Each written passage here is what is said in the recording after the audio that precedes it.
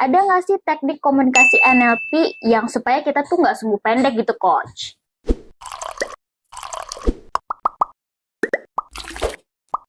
Halo sahabat NLP, balik lagi nih sama Friska di NLP for Business untuk Indonesia. Nah, hari ini kita mau chit-chat bareng Coach Antonius Arif lagi nih. Yuk, kita langsung sapa Coachnya. Halo, Coach. Halo. Nah, Coach. Sehat ya, Coach ya? Hari ini Sehat. pokoknya. Oke. Hari ini Friska mau tanya yang basic-basic nih, Coach. Sebenarnya pertanyaan juga dari para sahabat NLP. Nah, aku bacain ya, Coach ya. Coach, nih kita kan sering ya Coach ya, debat dan beda pendapat. Ada nggak sih teknik komunikasi NLP yang supaya kita tuh nggak sumbu pendek gitu, Coach? Oke. Berarti kan diasumsikan ketika kita ketemu orang itu bakal membuat kita jadi sumbu pendek. Iya. Betul. Betul. Berarti kita udah tahu bahwa itu bakal terjadi. Dalam teknik NLP yang sangat sederhana, yang pertama harus dilakukan adalah yang disebut nama tekniknya frame. Frame. Jadi kita memakai frame mindset bahwa kita akan ketemu dengan orang ini dan kemungkinan dia akan membuat memancing emosi. Benar. Jadi dari awal kita setting di pikiran untuk kita berpikir bahwa ini pasti akan terjadi percakapan yang sulit. Benar. Wah, Saya kasih contoh yang sederhana. Kebetulan sebentar lagi saya akan pergi melakukan yang namanya mission trip. Mission trip, oke. Mission trip itu adalah kami punya misi untuk pergi ke satu daerah Jawa Tengah untuk melakukan berbagi di sana. Berbagi. Yang namanya berbagi kan kami punya tim tuh. Nah, di tim di dalamnya kami sudah tahu bahwa ada orang yang kelihatannya bakal problem. Oh, oke. Yang bakal problem. Kenapa saya bisa bilang orang itu bakal problem? Karena saya menemukan ketika dulu pas meeting dan sebagainya, bukan meeting ya, lagi latihan dan sebagainya, dia bisa menghilang begitu aja tanpa pamit, tanpa apa-apa. Nah, dari awal saya udah tahu nih bakal seperti itu ngadepin itu. Maka yang saya bayangin adalah kalau peristiwa itu terjadi, apa yang harus respon, apa yang harus saya lakukan. Oke. Gitu ya. Gitu, oke. Jadi respon saya akan seperti apa kepada orang itu. Iya. Sampai sini oke? Sampai sini oke. Clear ya? Clear. Yang pertama, jadi saya mesti ngeset dulu kalau mama terjadi nanti dia bikin begitu dan ada kemungkinan dia melakukan itu, kira-kira saya akan melakukan apa? Oh, berarti itu sebelum ketemu ya, Coach? Sebelum ketemu, saya sudah tahu nih bakal begitu, maka saya akan mikirin saya harus melakukan apa, saya melakukan rencana apa. Itu yang namanya frame. Oke. Yang kedua, ketika misalkan kejadian nanti problem tersebut, saya sudah merangkai di kepala saya planning apa yang harus saya lakukan kepada dia.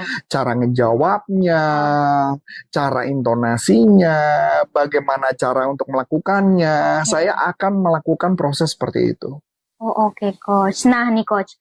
Misalkan kayak di situasi kita tuh nggak tahu sebenarnya dia tuh bikin kita mancing emosi gitu, Coach. Orangnya tuh kita nggak tahu nih, baru pertama kali ketemu. Nah, terus tiba-tiba dia tuh kayak bikin emosi lah, Coach. Konteksnya apa dulu nih?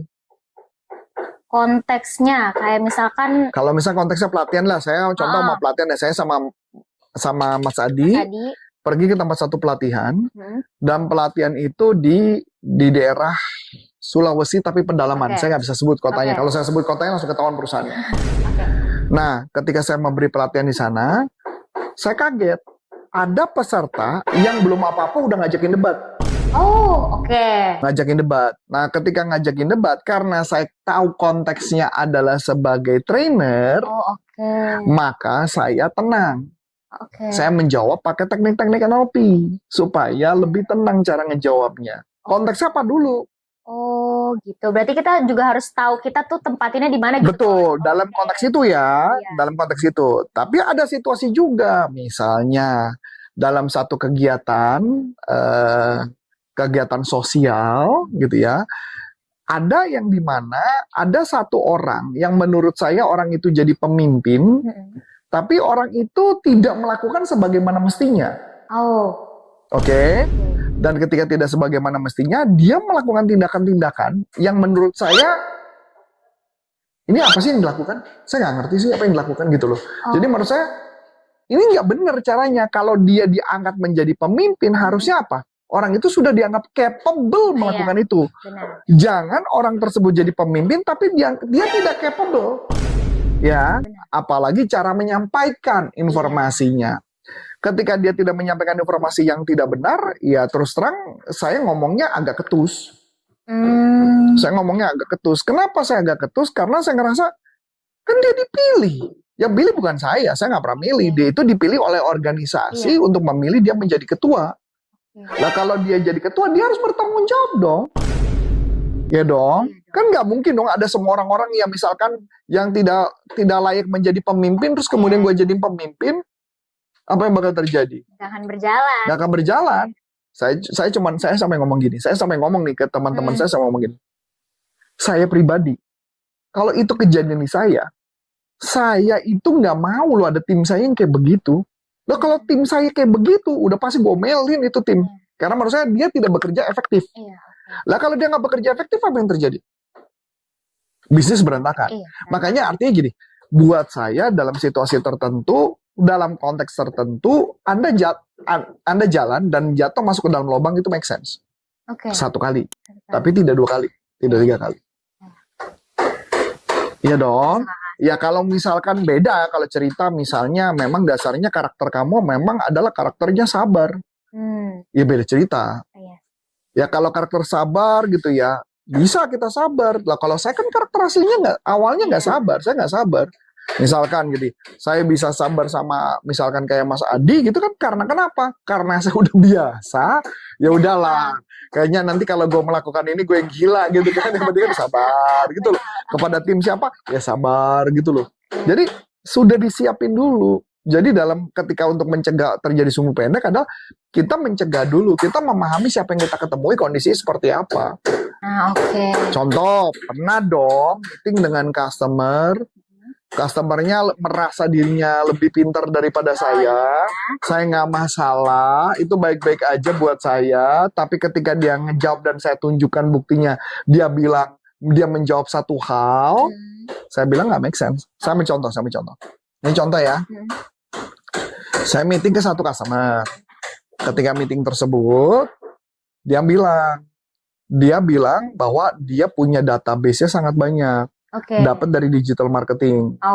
Data dari digital marketing tersebut, datanya kemudian diolah, ditelepon untuk jadi prospek, untuk jadi customer. Nah, saya bilang dari awal bahwa kalau jualan tersebut, saya mau nanya conversion rate-nya berapa? Dijawab conversion rate mereka di bawah 1%. Jelek banget dong. Iya dong. Ya, berarti kan tim salesnya jelek dong. Saya jawab. Pertanyaan yang mana pertama adalah, satu, database-nya target marketnya tepat atau tidak. Kalau target marketnya tidak tepat, 1% menjadi masuk akal. Tapi kalau target marketnya tepat, harusnya enggak.